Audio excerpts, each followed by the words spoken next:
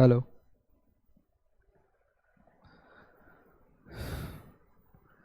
नमस्कार और स्वागत है आपका आर्ट्स मास्टरी में।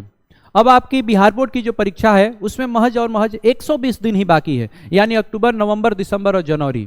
जनवरी तो रिवीजन के लिए होती है, लेकिन तैयारी के लिए सिर्फ 90 दिन बाकी है। लेकिन हम चलते हैं 120 दिन को लेकर, और 120 दिन की हम स्ट्रेटजी बनाने वाले हैं, और 120 दिन के स्ट्रेटजी को जानने वाले हैं आप इस वीडियो में कि वो कौन सी 120 दिन की स्ट्रेटजी है जिसे हम अपना के टॉपर बन सकते हैं।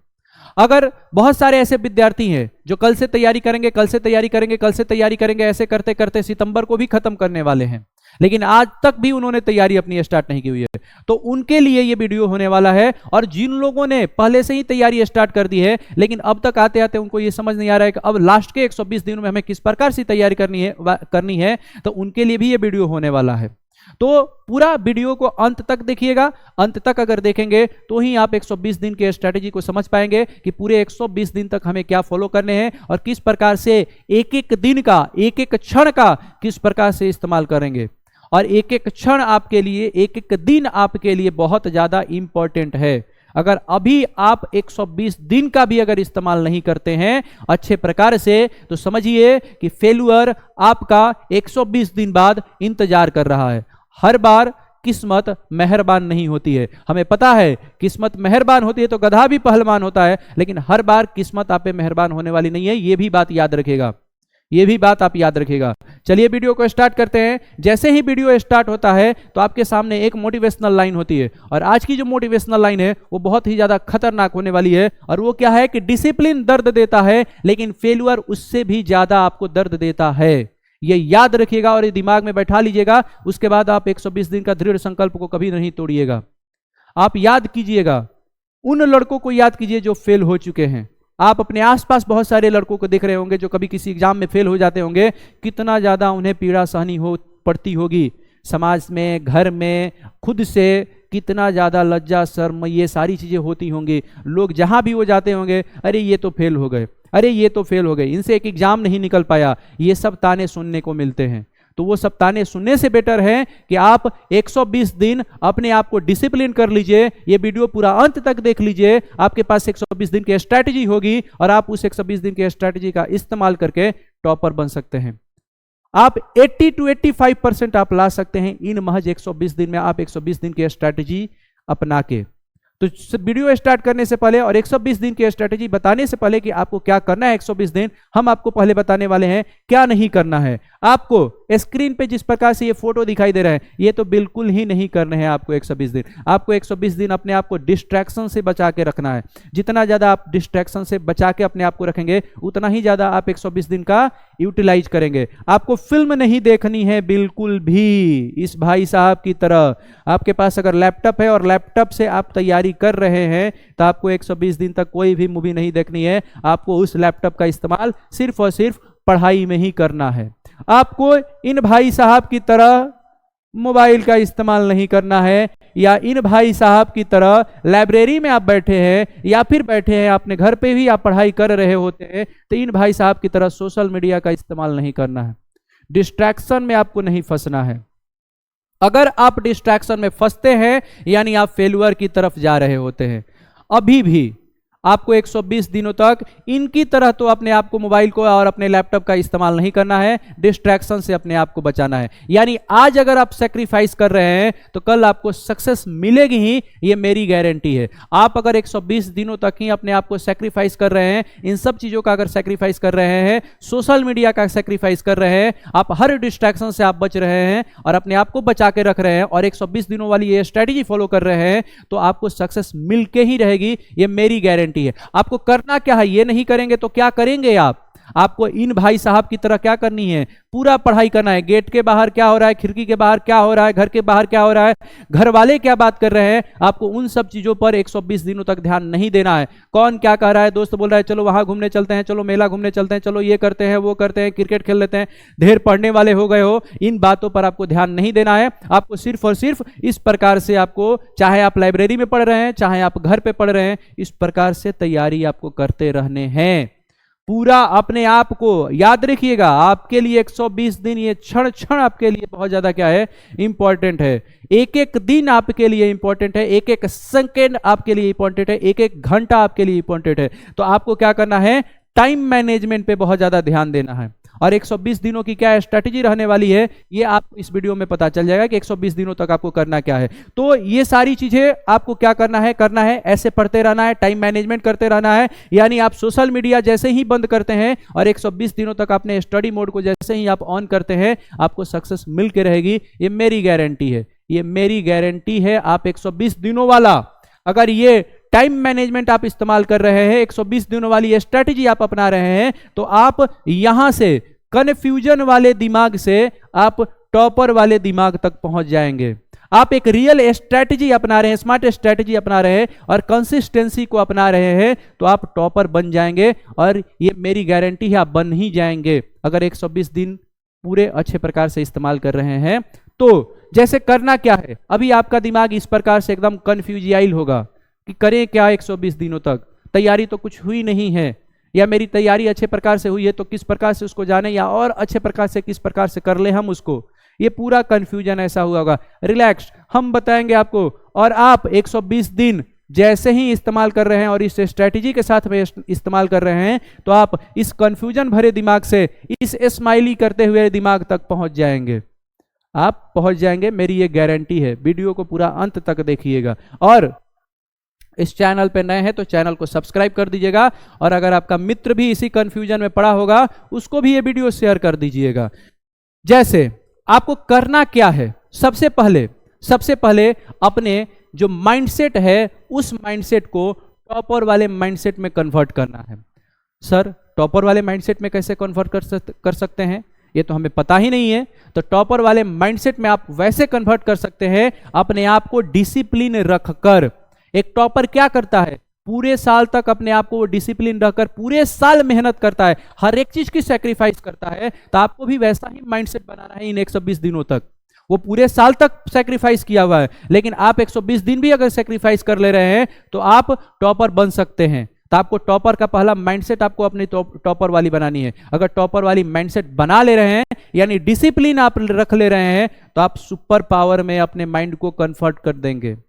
अगर आप हर दिन का एक क्लियर टारगेट बना दे रहे हैं केवल कि हमें डेली ये करना है, उठते हैं, उठने से पहले ही या उठ जाते हैं जैसे ही, तो आप क्या करते हैं, एक टारगेट फिक्स कर दिए कि आज हमें ये क्या करने हैं, पढ़ने हैं, ये टॉपिक हमें कवर करना है, ये चीजें हमें करनी है, बस क्या करना है, और पूरे दिन हमें वही फॉलो करना है। आपने जो टारगेट अपना फिक्स किया, सिर्फ और सिर्फ वही करते जा रहे हैं। यही एक टॉपर की माइंडसेट है, यही एक टॉपर की माइंडसेट है। टॉपर अपना डेली टारगेट फिक्स कर देता है, सोने से पहले, उठने के बाद। टॉपर अपना डेली टारगेट फिक्स कर देता है। टॉपर अपने आप को डिसिप्लिन में रखता है। बिल्कुल भी कोई भी बोलता है कि चलो यहां चलते हैं, चलो वहां चलते हैं, चलो मेला घूमने चलते हैं, वो नहीं जाएगा। वो बोलेगा कि नहीं भाई, तुम जाओ, तुम एंजॉय करो, तुम्हारी मौज ही मौज है, मेरी तो मौज ही नहीं है। बस ऐसा ही आपसे बोलेगा कि हम मौज मस्ती में नहीं है। आपको बोलेगा कि तुम्हारी मौज ही मौज है और आपको भेज देगा और अपने पढ़ता रहेगा। तो आपको वही माइंडसेट क्या करनी है, अपनानी है। अपने आप को डिसिप्लिन में रखना है, साथ ही साथ अपना डेली टारगेट फिक्स करना है। अब 120 दिनों तक क्या कर सकते हैं, अब देखिए, आपके पास पूरा 120 दिन है और उस 120 दिन को हम लोग क्या करेंगे, 3 फेजों में बांटेंगे। और 3 फेजों में बांटेंगे मतलब कि जो पहला जो हमारा फेज होगा वो होगा 50 दिनों वाला। पहला जो फेज होगा आपका वो 50 दिन का होगा। अब इस 50 दिन में आपको एनसीईआरटी जो बुक है और आपके जो अपने नोट्स हैं, आपको डेली क्या कर लेने हैं, आपके जितने सारे सब्जेक्ट हैं, जो 5 सब्जेक्ट हैं हिंदी इंग्लिश को इंक्लूड करके, उन सब के नोट्स और एनसीईआरटी बुक को एक बार क्या कर लेना है, पढ़ लेना है। डेली आपको क्या करना है, मेहनत करते जाना है। डेली आपको क्या करना है, पढ़ते जाना है, टारगेट अचीव कर देना है, फिक्स कर देना है और उसको अचीव करते जाना है डेली। अगर डेली आप 50 दिनों में क्या कर देते हैं कि सारे अपने 5 सब्जेक्ट के नोट्स के और साथ ही साथ आप क्या कर ले रहे हैं, अपने एनसीईआरटी बुक को एक बार कंप्लीट कर ले रहे हैं, तो आप फेज 2 में इंटर करेंगे। फेज 2 में आपको क्या करना है, फेज 2 आपको 40 दिन का होने वाला है। फेज 2 आपका 40 दिन का होने वाला है और इस 40 दिन में आपको क्या करने हैं, प्रैक्टिस करने हैं। अब यहां पर आपको क्या करने हैं कि बिल्कुल भी नई चीजें नहीं पढ़नी है, यहीं से धीरे धीरे नई चीजें क्या कर देनी है, बंद कर देनी है पढ़नी। नई चीजें आपको क्या कर देनी है, बंद कर देनी है पढ़नी। अब यहां पर आपको थोड़ा सा एक वर्क करना पड़ेगा, एनालिसिस करना पड़ेगा अपना खुद का कि हमारा क्या स्ट्रांग पॉइंट है और क्या वीक पॉइंट है। स्ट्रांग पॉइंट को आपको क्या करना है, रिवाइज करते जाना है, बार बार रिवाइज करते जाना है, बार बार रिवाइज करते जाना है, और जो वीक पॉइंट है उस पर बहुत ज्यादा मेहनत करना है इन पूरे 40 दिनों में।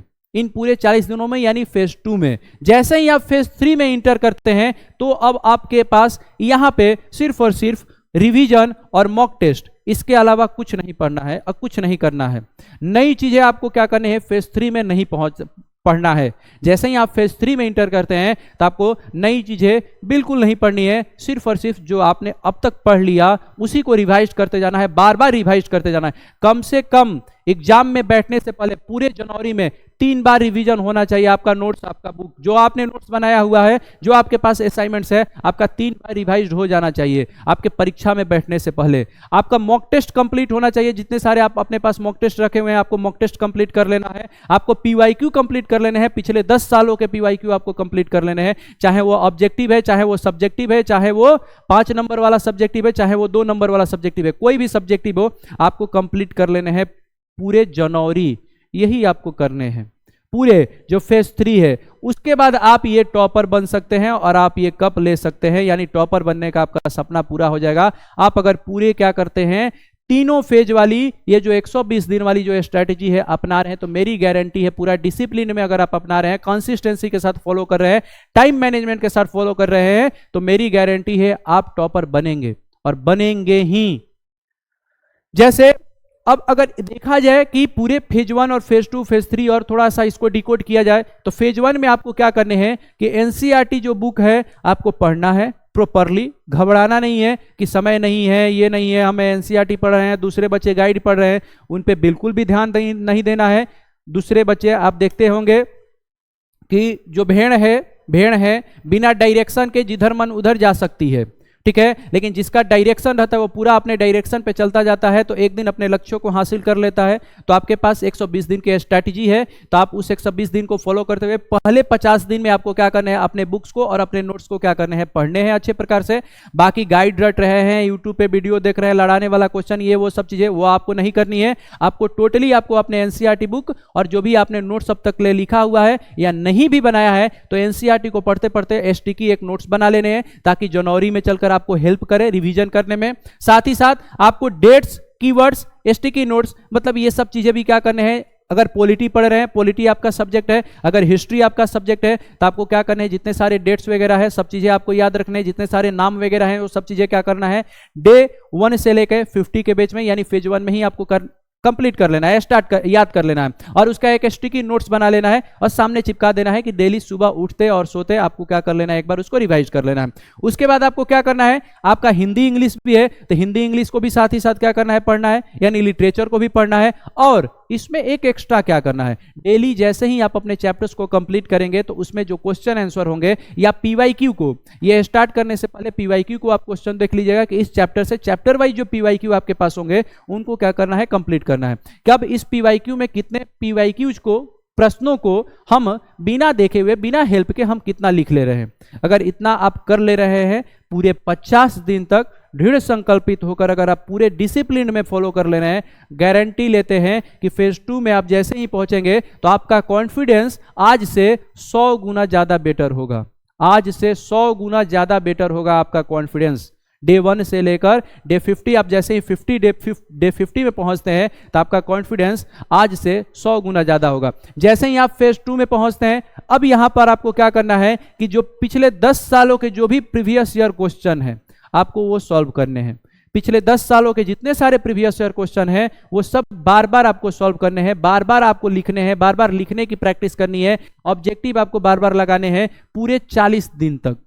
पूरे 40 दिन तक आपको यही करना है, लिखने की प्रैक्टिस। जितना ज्यादा आप लिखने की प्रैक्टिस करते हैं फेज 2 में, जितना ज्यादा आप लिखने की प्रैक्टिस करते हैं उतना ही ज्यादा आपका एग्जाम में नंबर आने की संभावनाएं और ज्यादा बढ़ती जाती है, उतना ही बढ़ती जाएंगी आपकी संभावनाएं। तो आपको लिखने, अपने राइटिंग स्किल के सबसे ज्यादा ध्यान देना है। उसके बाद आपको क्या करने हैं कि लॉन्गेस्ट आंसर जो होते हैं आपके 5 नंबर वाले जो प्रश्न होते हैं, आपको घर पर टाइमर के साथ में आपको क्या करने हैं, लिखने हैं, क्योंकि आपके पास टाइम लिमिट है। ये भी याद रखना है। उस लिमिट टाइम में ही आपको आंसर भी अपने कंप्लीट करने हैं, वर्ड्स भी आपको लिमिट है, तो ये आपको क्या करने हैं, फेज 2 में कंप्लीट करने हैं। फेज 2 में आपको अपने आंसर राइटिंग पे, पीवाईक्यूज पे, पूरे 10 सालों के इन्हीं पर आपको क्या करने हैं, ध्यान देने हैं। मेनली आपको फोकस करने हैं अपने आंसर राइटिंग पे। जितना ज्यादा आप अपने आंसर राइटिंग को क्या करते हैं, इंप्रूव करते हैं, उतना ही ज्यादा आपका एग्जाम में नंबर ज्यादा आएगा, उतना ही ज्यादा आएगा अगर आप अपने आप को क्या कर रहे हैं, राइटिंग में इंप्रूव करते हुए जा रहे हैं। उसके बाद आपको अपने राइटिंग स्टाइल को क्या करना है, बेटर करने हैं। थोड़ा बहुत अगर राइटिंग हल्की फुल्की गंदी भी है तो उसको सुधार लेना है आपको पूरा फेज 2 में। और साथ ही साथ अपने प्रेजेंटेशन को इंप्रूव करना है, यानी जैसे आप लिख रहे हैं तो अच्छा लिख रहे हैं या नहीं लिख रहे हैं, खुद से एनालिसिस कीजिए, या फिर आपके पास कोई मेंटर है तो उसका आप हेल्प लीजिए और उससे आप एनालिसिस कराइए, या कोई आपके पास सीनियर है जो पास कर चुका है, जो लिख चुका है अच्छे प्रकार से, तो उससे आप क्या कर लीजिए, हेल्प लीजिए। और लेने के बाद अपने आंसर को बहुत ज़्यादा बेटर बनाइए। इसमें भी आपको याद रखना है, फेज 1 में भी याद रखना है कि आपको अपनी कमियां, जो स्ट्रॉन्ग पॉइंट है उनको भी आपको लिखते जाना है, और वीक पॉइंट है उनको भी लिखते जाना है, और वीक पॉइंट को आपको दूर करते हुए जाना है, और स्ट्रॉन्ग पॉइंट को रिवीजन करते हुए जाना है। यहां से आप कहां इंटर कीजिएगा, फेज 3 में। और फेज 3 में जैसे ही आप इंटर कीजिएगा, यानी 91 डे 91 से 120 डेज तक, यानी पूरे 30 डेज तक, पूरे 30 डेज तक आपको क्या करने हैं कि अपने सिलेबस को कम से कम 3 बार रिवाइज कर लेना है, 100% कवर कर लेना है। पूरे 30 डेज में एग्जाम में बैठने से पहले अब आपको नई चीजें नहीं पढ़नी है। आप जैसे ही फेज 3 में पहुंचेंगे आपको नई चीजें नहीं पढ़नी है, सिर्फ और सिर्फ आपको रिवाइज करना है, सिर्फ और सिर्फ रिवाइज करना है। जितना ज्यादा आप रिवाइज करते जाएंगे उतना ही ज्यादा आपका बेटर होता जाएगा परीक्षा, उतना ही ज्यादा आपका खूबसूरत आपका राइटिंग भी लिखाएगा, आपका खूबसूरत आंसर भी लिखाएगा, एग्जामिनर खुश भी हो जाएगा और आप टॉपर बन जाएंगे। उसके बाद हर दिन आपको क्या करने हैं, मॉक टेस्ट लगाने हैं। अब यहां पर फेज 2 में आपने क्या किया, पीवाईक्यू लगाया, चैप्टर वाइज पीवाईक्यू लगाने पिछले 10 साल का आपने स्टार्ट कर दिया है। फेज 3 में आपको पहुंचना है तो आपको प्रॉपर जिस प्रकार से परीक्षा होती है, तो पूरे इस 30 डे में पूरे आपको क्या करना है, डेली 1 से 2 यानी पूरे 6 घंटे तक 2 मॉक टेस्ट आपको लगाने हैं। जिस प्रकार से परीक्षा होती है वैसे, अब आपको चैप्टर वाइज नहीं, मिक्सचर जो प्रश्न होते हैं वैसे आपको क्या करने हैं, लगाने हैं। वैसे अगर आप लगा रहे हैं तो तैयारी जो होती है आपकी और ज्यादा क्या हो जाएगी, बेटर होती जाएगी।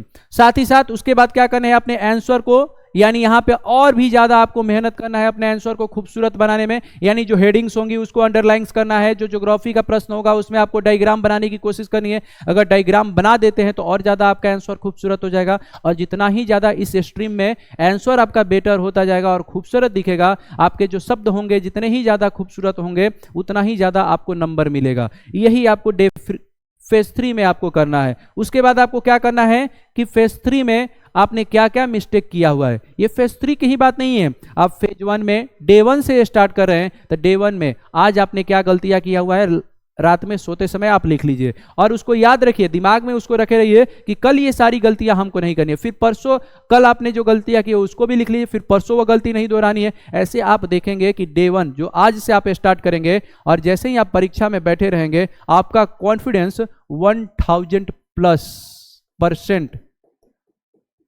आपका कॉन्फिडेंस बूस्ट हो जाएगा।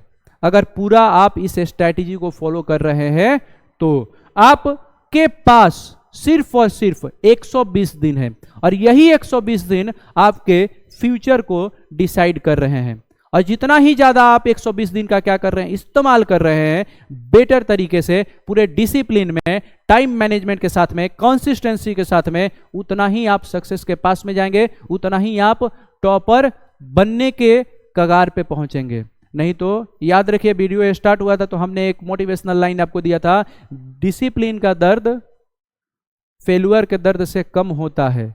डिसिप्लिन का दर्द आपके लिए बेटर है, लेकिन जो फेलुअर का दर्द होगा वो असहनीय होगा। तो आपको यही 120 दिन क्या करनी है, स्ट्रैटेजी को फॉलो करनी है। इस प्रकार से अगर आप अपने डे को फेज 1, फेज 2, फेज 3 इस तरीके से बांटते हुए और अपने स्ट्रैटेजी को छोटे छोटे, आप अपने पूरे जो 120 दिन है उसको छोटे छोटे डेली टारगेट में आप फिक्स करते जाते हैं, उतना ही ज़्यादा आप छोटे छोटे स्टेप को अचीव करके अपने तैयारी को बूस्ट कर पाएंगे।